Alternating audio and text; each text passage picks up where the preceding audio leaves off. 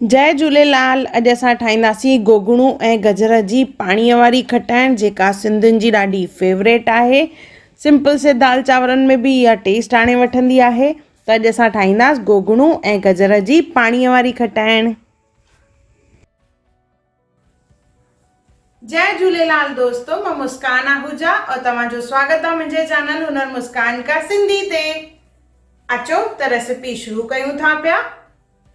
ॾाढी interesting recipe आहे। अचो शुरू था कयूं पिया। गोगड़ू खणंदासीं ऐं उन सां गॾु खणंदासीं गजर।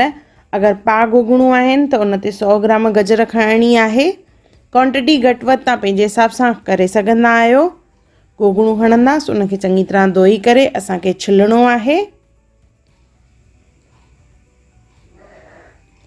गजर ऐं गोगड़ूअ जी जेका खटाइण ठहंदी आहे ॾाढी बढ़िया ठहंदी आहे।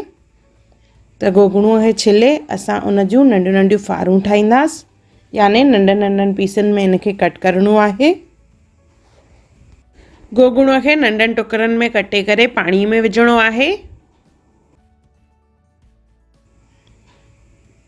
सो हिक पीस मां 8 टुकर करे रही आहियां।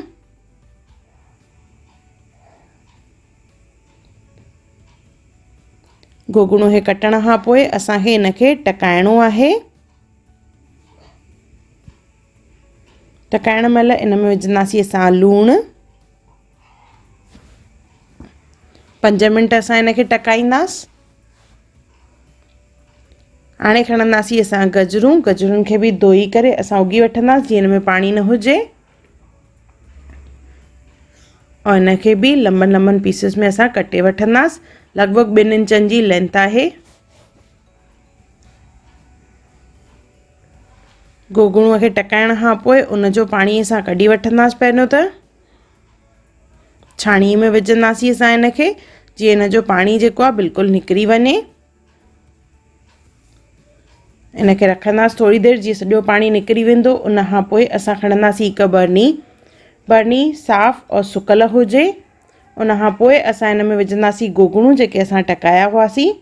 टकाए थधो करण खां पोइ ई इनखे इस्तेमालु करणो आहे। गॾु हिन में विझंदासीं असां गजर।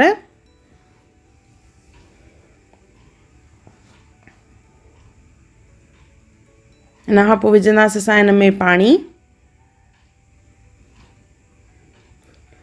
एतिरो विझणो आहे जीअं हिन में गोगड़ू ऐं गजर जेके आहिनि कवर थी वञनि।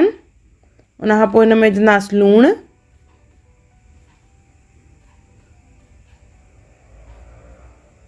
हैड विझंदासीं हिन में। ॻाढ़ा मिर्च।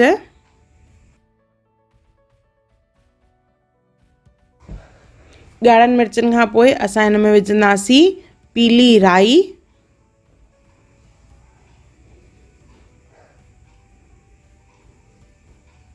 पीली राई विझण खां पोइ असां हिन में विझंदासीं साई थूम। गजर ऐं गोगड़ूअ जी खटाइण उन में साई थूम इन जी ख़ुशबू जेका आहे ॾाढी बढ़िया हूंदी आहे और दाल चांवरनि में ॾाढो मज़ो अची वेंदो आहे। इनखे असां ढके करे रखी छॾींदासीं। लॻभॻि 2 खां 3 ॾींहंनि में इहा असांजी खटाइण जेका आहे तयारु थी वेंदी। हीअ असांजी गोगड़ू ऐं गजर जी खटाइण तयारु थी वई आहे, जेका लॻभॻि 10 ॾींहंनि ताईं असां इस्तेमालु करे सघंदा आहियूं, छाकाणि त हिन में कंहिं बि प्रिजर्वेटिव जो इस्तेमालु न कयल आहे।